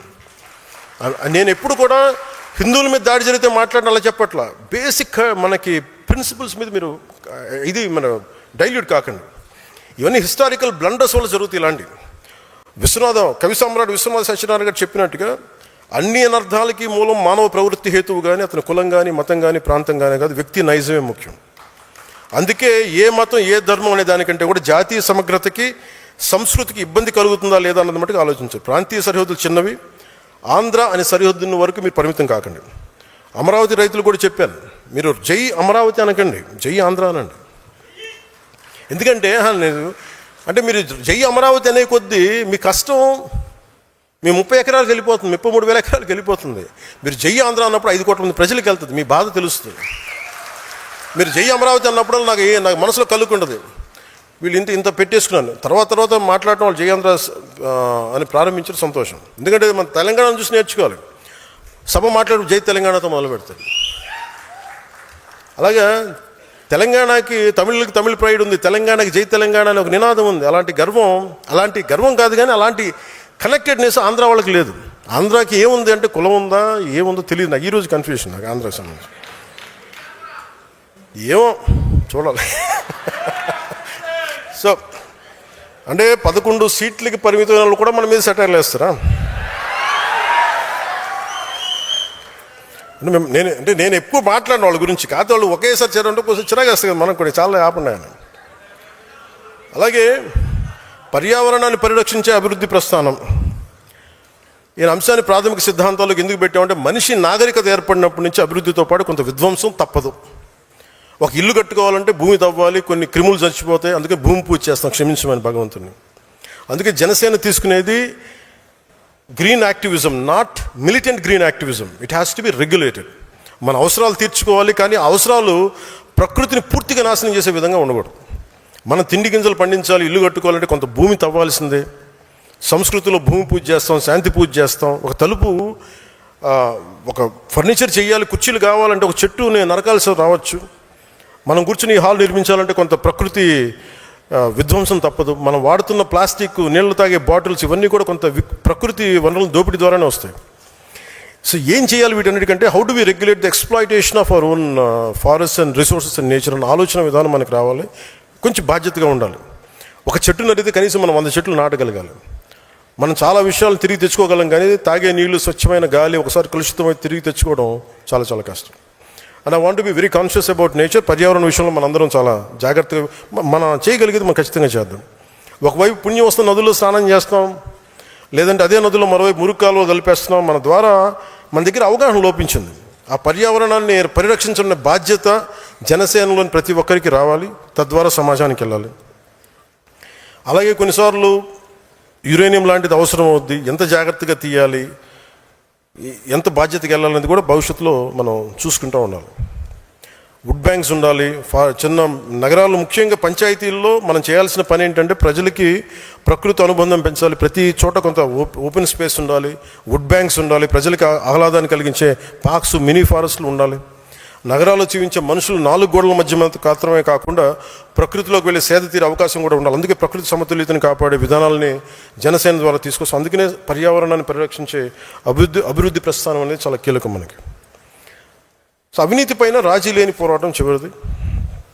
మన దేశంలో అవినీతిని పూర్తిగా అంతం చేయడం అనేది ఇప్పటికీ సాధ్యం కాదు. ఇందాక సోదరి కర్ణాటక నుంచి వచ్చి మాట్లాడుతుంటే అవినీతి పైన రాజీ లేని పోరాటం చేయగలం, అంతేగా నిర్మూలిస్తాం సంపూర్తిగా అంటే ఎందుకు? మనం పోరాటమే చేయగలం, ఒక నియంత్రించడానికి పని చేయగలం తప్ప పూర్తిగా తీసేయడం కుదరదు. అంటే ఇది problem is issue in the human being. అంటే ప్రజలు ప్రభుత్వ కార్యాలయాలకు వెళ్తే లంచం లేకుండా పని జరగాలి. ఒక యువకుడు ఉద్యోగం కోసం డబ్బులు పెట్టాల్సిన పరిస్థితి ఉండకూడదు. ఒక కాంట్రాక్టర్ నాణ్యమైన పని చేయాలంటే రాజకీయ నాయకులు కమిషన్ ఇవ్వాల్సిన పరిస్థితి ఉండకూడదు. నేను బాధ్యతలు స్వీకరించిన వెంటనే నా కార్యాలయంలో PRRD తీసుకున్న తర్వాత కార్యాలయంలో పనిచేసే సిబ్బందికి అవినీతిగా దూరంగా ఉండే చర్యలు తీసుకున్నాం. పంచాయతీరాజ్ శాఖలో గతంలో ప్రతి రేట్ కార్డు ఉండేది ప్రతి ఉద్యోగానికి. అసలు 10,000 మందికి ఒకేసారి ప్రమోషన్ ఇచ్చాం. దానికి పాపం గత ప్రభుత్వ పాలకులు చాలా బాధపడిపోయారు, చాలా డబ్బు పోయింది వాళ్ళకి. సో అలాగే ఉదాహరణకి అంటే ఎంత డీప్గా ఉంటుంది అంటే సివిల్ సప్లైస్ మినిస్టర్ మీకు ప్రజలకు కూడా తెలియజేయాలి ఇది ఈ సందర్భంగా. ఉదాహరణకి పేదల కడుపు నింపేందుకు ప్రభుత్వం PDS ద్వారా రేషన్ బియ్యం అందిస్తుంది. దానిని అక్రమంగా విదేశాలకు తరలించే పరిస్థితులు ఉన్నాయి. గౌరవ పౌర సరఫరాల శాఖ మంత్రి PSC చైర్మన్ నాదెండ్ల మనోహర్ గారి నేతృత్వంలో కాకినాడ పోర్టులో 1000 టన్నుల బియ్యాన్ని అక్రమాన్ని అడ్డుకున్నాం. ఎలా ఉంటుందంటే ఎవరు అంటే చెట్టు ముందా విత్తు ముందా అన్నట్టుగా ఎవరు తప్పు దీంట్లో అంటే స్మగ్లర్లదా, రైస్ స్మగ్లర్దా, మిల్లర్లదా అనుకుంటే మీకు తెలియజేస్తాను. పబ్లిక్ డిస్ట్రిబ్యూషన్ సిస్టంలో మినిమం సపోర్ట్ ప్రైస్, ఒక కనీస మద్దతు ధర 1 కేజీకి ప్రభుత్వం 24 రూపాయల పైసలకు ఇచ్చి కొంటుంది. MSP కనీస మద్దతు ధర, మిల్లింగ్ ప్రైజు, దాన్ని షార్ట్ టెక్స్ట్ ప్రైస్ తోటి 46 కేజీలు అవుతుంది. అంటే government will bear ₹46 per kg before giving to ఉచితంగా ఒకళ్ళకి, ఒక బెనిఫిషియరీకి కిలో బియ్యం వల్ల 46 రూపాయలు పడుతుంది. కానీ బెనిఫిషియరీ ఏం చేస్తున్నారు, అది తనకు తినటం ఇష్టం లేక ఏది కారణాలు ఏదైనా కావచ్చు, కానీ దాన్ని 5 కేజీలు తన కోటాన్ని 14-20 రూపాయలు తనకు ఉట్టినే వచ్చిన బియ్యం 14-20 రూపాయలు చొప్పున ఇచ్చేస్తాడు 5 కేజీలకి. అది 100 రూపాయలు రావచ్చు, లేదంటే 70 రూపాయలు రావచ్చు. ఎంత అంటావు? ఏమో నీకు బాగా తెలిసిన నీకు అర్థమవుతుంది కదా.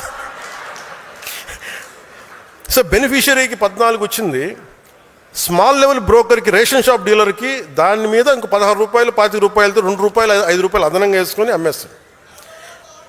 చెప్తున్నా 2000 రూపాయలు 5000 రూపాయలు, నేను అథారిటేటివ్ గవర్నమెంట్ ఇన్ఫర్మేషన్ చెప్తున్నాను. 2000 రూపాయలు 5000 రూపాయలు మెట్రిక్ టన్నుకి వాళ్ళు సంపాదిస్తారు. ఇంకా చెప్పరే రాని మీడియం లెవెల్ బ్రోకర్స్ 20 నుంచి 27 రూపాయలు కేజీకి వాళ్ళు చేస్తారు, 10 రూపాయలకి అమ్మిన దాన్ని. అది మెట్రిక్ టన్నుకి 28,000 నుంచి 33,000కి వీళ్ళు వ్యాన్ ద్వారా, చిన్న ట్రక్ ద్వారా సెల్ చేస్తారు. వ్యాన్లో 3 నుంచి 5 మెట్రిక్ టన్నులు ఉంటుంది.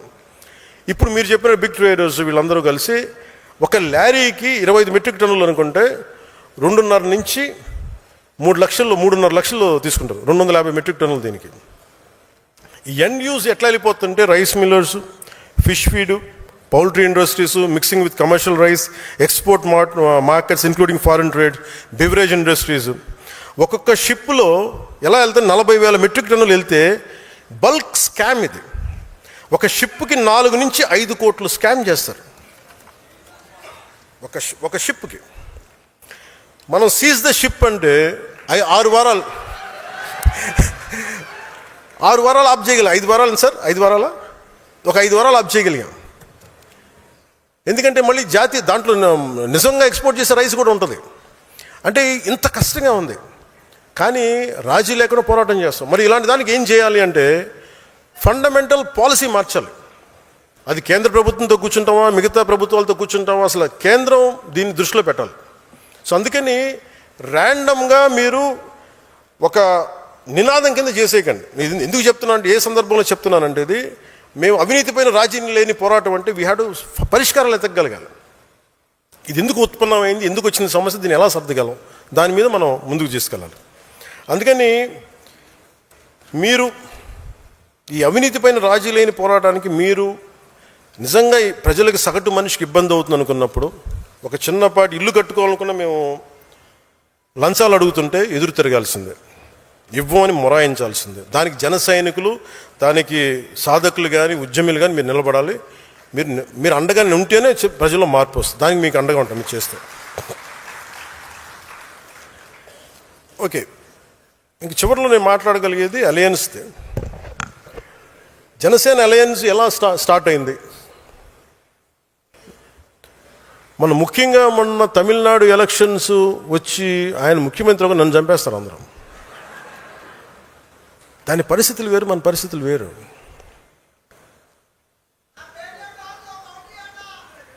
ఏంటంట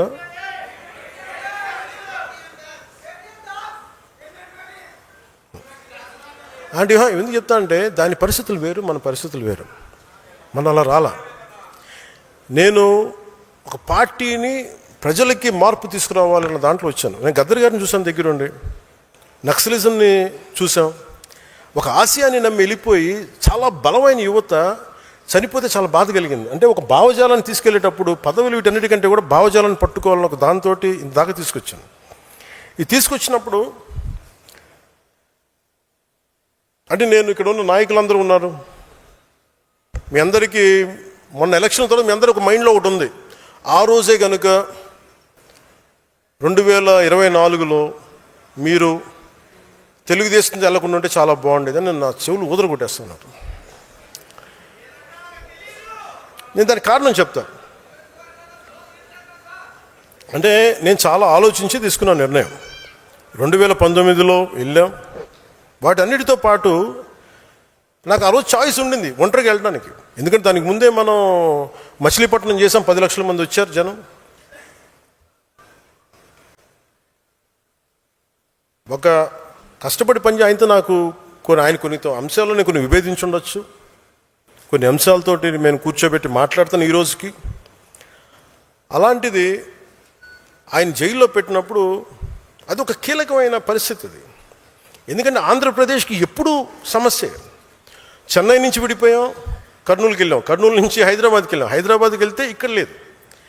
పోనీ ఇక్కడైనా ఓకే తెలంగాణలో గొడవ ఉంది, ఆంధ్రప్రదేశ్ మనం తమిళనాడులో గొడవ ఉంది, పోనీ ఇక్కడైనా బాగుంటారా అంటే 3 రాజధానులు అంటారు. ఉన్న రాజధాని నచ్చదు. ఇప్పుడు ఎందుకులేని గెలియాలి 12 బోర్ గన్ను ఏదో ఉంటుంది. ఇవన్నీ అంటే నేను అనేది ఆంధ్రప్రదేశ్కి ఎప్పుడూ ఒక ఒక ఒక ఒక ఏకత్వం లేదు.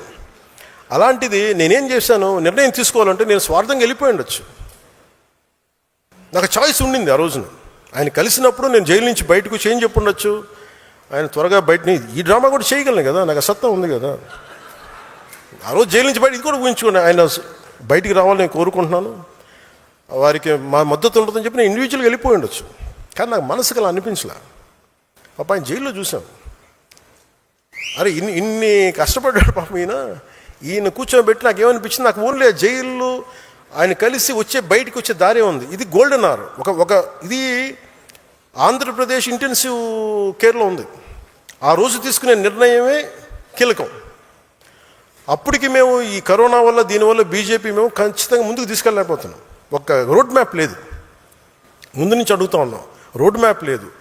నాకేమనిపించింది, ఇంకొకసారి కనుక వైసీపీ ప్రభుత్వం వస్తే ఈసారి ఎవరిని బతికినివ్వరు, ఇంట్లో ఆడపిల్లలను లాగేస్తారు వీళ్ళు. నేను అప్పటికి చూశాను పరిస్థితులు.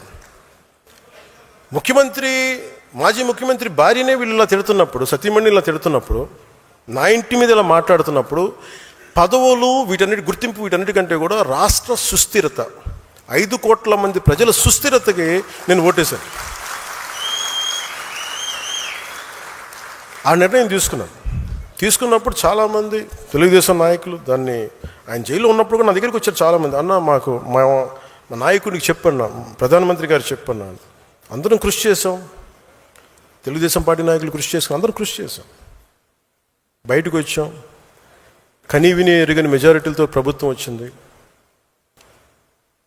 అలయన్స్లో ఇబ్బందులు లేవంటే కొన్ని ఉన్నాయి, కాదు అది మెజారిటీ పెద్ద సమస్యలు కాదు కానీ ఉన్నాయి, నేను అర్థం చేసుకోగలను. అదంతే కానీ అది మీరు నాకు తెలియదు అని మటుకు అనుకోకండి, నాకు తెలుసు.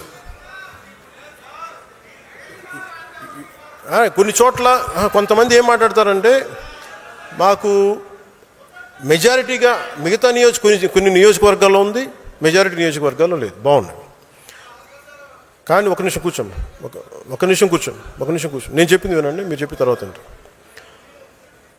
నాకేమనిపించిందంటే,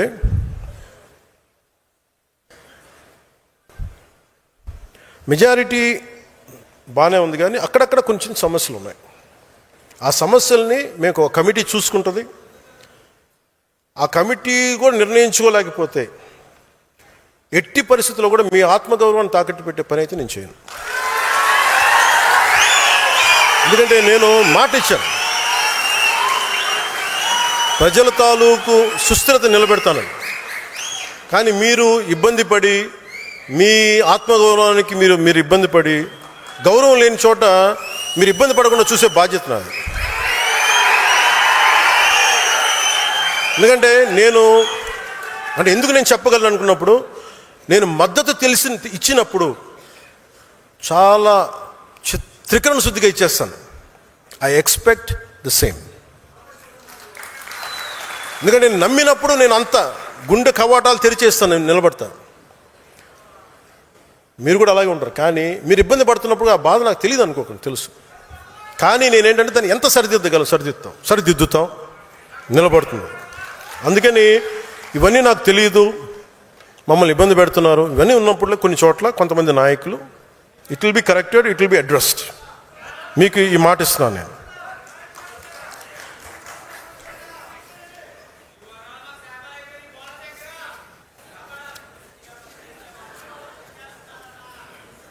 బోలా శంకర్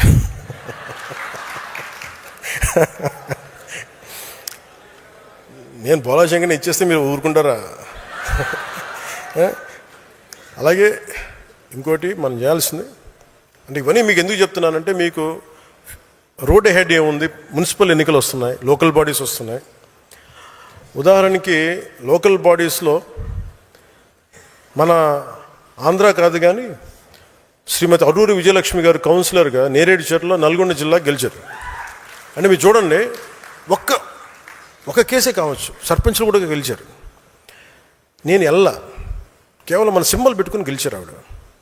అలాంటిది ఆంధ్రప్రదేశ్లో ఇంత బలం ఉన్నప్పుడు మీరు ఎంత బలంగా పోరాటాలు చేయాలి. మీరు వైసీపీ టైంలోనే మీరు రోడ్ల మీదకి వచ్చి నామినేషన్స్ వేయలేని పరిస్థితులు కూడా మీరు నామినేషన్ వేసి నిలబడ్డారు. ఈసారి నేను అందుకనే మా నాయకులందరినీ పంపించాను ఈ కమిటీ కోసం. ఈసారి కమిటీలో నేను కూర్చుంటా. ఎందుకంటే నేను 12 సంవత్సరాల తర్వాత నేను కూర్చోబెట్టి నేను మీ బాగోగుల కోసం నేను కూర్చుంటా. ఇప్పుడు దాకా నేను అడ్మినిస్ట్రేషన్ ఇవన్నీ కూర్చున్నా, అర్థం చేసుకున్నా. చాలా కీలకమైన సమయం నేను పార్టీకే కేటాయిస్తాను. మిమ్మల్ని కలుస్తాను, మిమ్మల్ని దృష్టిలో పెట్టుకుంటాను. సో అలాగే మీ అందరికీ కూడా నాకు ఒకటే నా విన్నపం ఏంటంటే, నాకొక ఈ నెల రోజుల్లో పూర్తి చేయడానికి ప్రయత్నం చేస్తాను. 1 month 4 weeksలో సెప్టెంబర్లో ఎన్నికలుంటే ఈ లోపల చేయడానికి ప్రయత్నం చేస్తాం. అలాగే ఇంకొకటి, భవిష్యత్తు మనం ఆంధ్రప్రదేశ్కి కాకుండా భారతదేశానికి సంబంధించి ఈ అరాకొర జ్ఞానంతో ఉన్న వైసీపీ వాళ్ళ మాటలు మీరు వినకండి. వాళ్ళకి ఏంటంటే, ఇరాన్లోనూ అమెరికా యుద్ధం చేస్తున్న మనకేంటండి అంటారు. అంటే వాళ్ళకి అవగాహన లేదు. అంటే వాళ్ళకి అన్నీ అలా ఉచితంగా వచ్చేస్తాయి అనుకుంటారు. పెట్రోల్ ధరలు పెరగక ఏమవుతాయి? పెట్రోల్ దొరకదు, గ్యాస్ దొరకదు. ఎక్కడి నుంచి మనం సంపాదిస్తున్నావా? లేదంటే వీళ్ళ ఇళ్ళ నుంచి వస్తున్నాయి గ్యాస్ బావులు. సో ఇవన్నీ ఏం అర్థం కాకుండా కూర్చోబెట్టి మోదీ గారిని తిట్టడం, మోడీ గారిని మీద మాట్లాడటం ఒక అయిపోయింది. అందుకని మీరు అర్థం చేసుకోవాల్సింది, ఇంటర్నేషనల్ పరిస్థితులు కూడా, పశ్చిమాసియాలో ఉన్న యుద్ధ పరిస్థితులు, తద్వారా మనకు వచ్చిన పెట్రోలియం ఉత్పత్తుల కొరత, వీటి మీద మీకు అవగాహన రావాలి. అభివృద్ధికి కావచ్చు, దేనికైనా కావచ్చు, క్రూడ్ ఆయిల్ చాలా కీలకం. ఒక ఫ్యాక్టరీ పనిచేయాలన్నా, వాహనం కదలాలన్నా, ఇంట్లో స్టవ్ వెలగాలన్నా ఇంధనం చాలా అవసరం. ఈ ఇరాన్, ఇరాక్, అమెరికా, ఇజ్రాయెల్ మధ్య నెలకొన్న యుద్ధ వాతావరణం, హర్మూజ్ జలసంధి వంటి కీలక మార్గాలు కేవలం 2 నెలలు మూసివేస్తే ప్రపంచం ఎలాంటి సంక్షోభాన్ని మనం చూస్తూ ఉన్నాం. ఇప్పటికి డీజిల్ ధరలు పెరిగిపోతూ ఉన్నాయి. అందుకే గౌరవ ప్రధానమంత్రి గారు దూరదృష్టితోటి సమర్థమైన విధానాల వల్ల ఇప్పటి వరకు భారత్ పెద్దగా ఇబ్బందులు ఎదుర్కోలేదు. కాకపోతే ఆయన నిన్న ఈ మధ్యన చెప్తున్నది ఏంటంటే, యుద్ధ పరిస్థితులు మరిన్ని రోజులు కొనసాగితే మనం కూడా ప్రభావితమయ్యే అవకాశం ముందు చూపుతారు. ఇంధన వినియోగాన్ని తగ్గించాలని దేశ ప్రజలకైనా సూచించారు. సో మనం కూడా, మీరు 10 సార్లు వెళ్ళాల్సింది తగ్గించుకోండి, కనీసం 2 సార్లు తగ్గించండి. కుదిరినప్పుడల్లా ఫ్రెండ్స్ మీటింగ్స్ ఉంటే మీరు ఫోన్స్ ద్వారా మీటింగ్ లేదని ఉంటే, అంటే సాధ్యమైనంత మేరకు ఇంధన పొదుపు చాలా చాలా అవసరం. అలాగే జనసేన పార్టీ తరఫున రాష్ట్ర ప్రజలందరికీ కూడా విజ్ఞప్తి చేస్తూ ఉన్నాను, దేశ ప్రయోజనాలను దృష్టిలో పెట్టుకొని కొంతకాలం పాటు పెట్రోల్ వినియోగాన్ని తగ్గించాలి. అనవసర ప్రయాణాలని వీలైనంత వరకు నివారించడానికి ప్రయత్నం చేయాలి. అలాగే విదేశ మారక ద్రవ్య నిల్వలను పరిరక్షించుకోవాల్సిన అవసరం కూడా ఉన్నదా. కొద్ది రోజుల పాటు బంగారం కొనుగోళ్లను కొంత వాయిదా వేసుకుంటే దేశ ఆర్థిక వ్యవస్థ మీద భారం తగ్గించే ప్రయత్నంలో మనం కూడా భాగస్వాములు అవ్వాలని మనస్ఫూర్తిగా కోరుకుంటా ఉన్నాం. అండ్ ఎందుకంటే మనం హైయెస్ట్ ఇంపోర్టర్స్ ప్రపంచంలో గోల్డ్. దాదాపు మనకు 600 బిలియన్లు ఉంటే మనకి దాంట్లో 2 వంతులు ఓన్లీ వీటికి వెళ్ళిపోద్ది, పెట్రోల్కి, డీజిల్కి. దాంట్లో మళ్ళీ ఒక 60 బిలియన్స్ ఎంతో మనం గోల్డ్కి చేస్తాం అనుకోండి. ఎగ్జాక్ట్ ఫిగర్ లేదు, గుర్తులేదు కానీ, బట్ దాదాపు అంత చేస్తాం. సో దీనివల్ల ఏమైపోతుందంటే, మనకి విదేశీ నిల్వలు లేకపోతే మటుకు మనం రూపాయికి విలువ తగ్గిపోయి ధరలు పెరిగిపోతాయి. అందుకని ప్రధానమంత్రి గారు చెప్పిన ఈ సూచనల్ని మన సాధ్యమైనంత మేరకు మీరందరూ కూడా ప్రజల దృష్టికి తీసుకెళ్ళి కొంత ఇంధనాన్ని కొంచెం పొదుపు చేసే విధంగా జీవన విధానం ఉండాలి మనస్ఫూర్తిగా మీరు కోరుకుంటూ, మీకోసం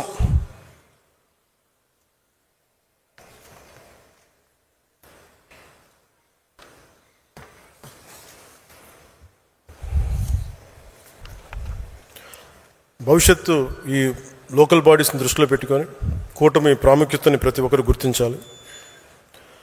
పదే కూటమి ఎందుకని ప్రశ్నలు రాకుండా, మన గౌరవానికి భంగం కలగకుండా, జనసేన గుర్తింపుకి, ఆత్మగౌరవానికి ఎలాంటి నష్టం జరగకుండా బలమైన కూటమిని ముందుకు తీసుకెళ్లాల్సిన బాధ్యత నా పైన ఎంత ఉందో మీ అందరిపైన కూడా అంతే ఉంది. But not at the cost of your self respect. That I'm very clear about it. అందుకని మీ అందరికీ మనస్ఫూర్తిగా మరోమారు ధన్యవాదాలు తెలుపుకుంటూ, ఈ ప్రక్రియ రేపు నుంచే మొదలు పెడతాను. మొదటి 30 నియోజకవర్గాల పని రేపు పొద్దు నుంచే మొదలు పెడతాను. కమిటీలు అందరితో కూర్చొని మాట్లాడతాను. మీ అందరి అభిప్రాయాలు తీసుకుంటాను తెలియజేసుకుంటూ, మొన్న ఉద్యమి కార్యక్రమం ప్రారంభించినప్పుడు మనోహర్ గారు చెప్పిన భోజనాల గురించి మాట్లాడితే, నేను ఎవరన్నా సరే నాకు భోజనం ఇంటికి వస్తే నేను చాలా ఎక్కువ పెడతాను భోజనం. వాళ్ళు 5 తినాలంటే 10 పెడతాను, 10 తినాలంటే 25 పెడతాను. అలాంటిది మీకు కూడా నేను చెప్పాను, నేను లాస్ట్ టైం ఉద్యమ ప్రారంభం నమోదు కార్యక్రమంలో సరిగ్గా భోజనం పెట్టలేకపోయాను. చాలా కోపం వచ్చింది, చాలా బాధ కలిగింది నాకు. ఆ రోజున జరిగిన తప్పుకి నేను మనస్ఫూర్తిగా మీ అందరూ నన్ను క్షమించమని కోరుకుంటూ, ఎందుకంటే నాకు అంత బాధ ఉండిపోయింది, నన్ను నేను శిక్షించుకున్నాను ఆ రోజు నుంచి. అందుకని సాధారణంగా మీరందరూ భోజనాలు చేసి ఇంటికి క్షేమంగా వెళ్ళాల్సిన మనస్ఫూర్తిగా కోరుకుంటూ, నేను మీ భవిష్యత్ నాయకత్వాన్ని నా మీద భరోసా పెట్టి అందరం కలిసి పనిచేద్దామని నిర్ణయించుకుంటూ, ఒకసారి సభ ముగించేలోపు జాతీయ గీతాన్ని ఆలపించి ముందుకెళ్దాం.